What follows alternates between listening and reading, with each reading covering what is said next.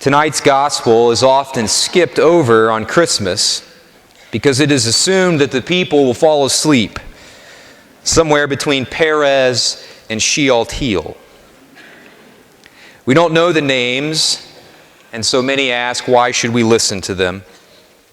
Besides, St. Paul in the second reading gives a much shorter explanation of history.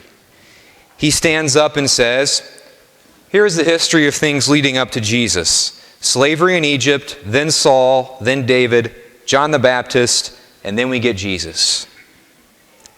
Some might ask, if we just used Paul's version, wouldn't we be 10 minutes closer to Christmas Eve dinner at this point? So why the list? Why the 47-name long genealogy leading up to Jesus?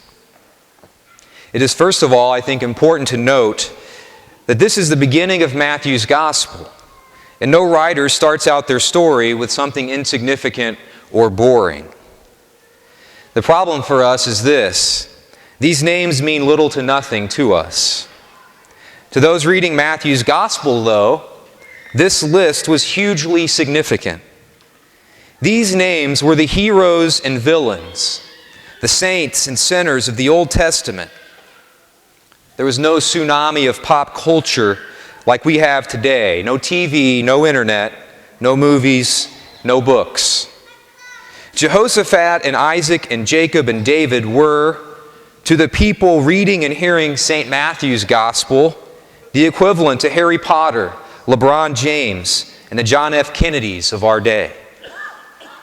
The names in the genealogy we just heard would have conjured up images and stories of human triumph and failure, of simplicity and pride and humility. The Old Testament to St. Matthew's readers was the popular culture. It was their entertainment. It was the stories they viewed their own life through. First of all, then, a quick sidebar.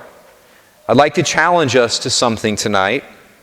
This year, let us learn the stories of these men and women mentioned in the genealogy of Jesus.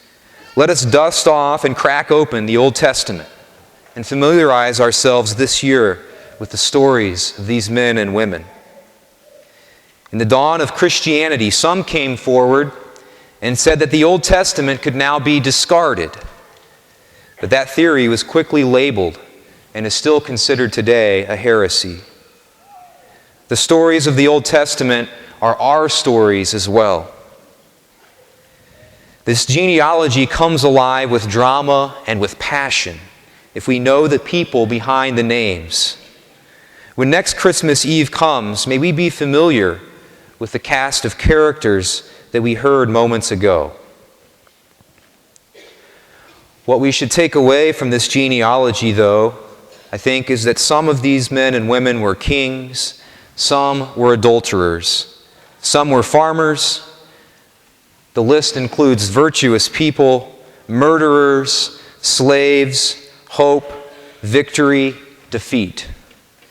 The story of the 47 names listed in this genealogy of Jesus is the story of human history, the good, the bad, and the ugly. Their stories are our stories. What we need to know is that these people were not angelic, passionless, stoic, stock characters, and neither are we. Christ came from them and for them. In the same way, no matter our state in life, Christ came and He comes for us too. He came for us and He came for you. He came for you. Do not let your sins excuse you any longer from the drama of this faith. Do not think that your sinfulness is found nowhere else in history. Do not lie to yourself and think that God may love some people, but He surely couldn't have come for you to save you. See in these men and women of this genealogy, see yourself and come face to face with the reality that Christ came for you, and then do something about it. At this time, I invite all of us to stand as Father Joe will now bless our manger scene.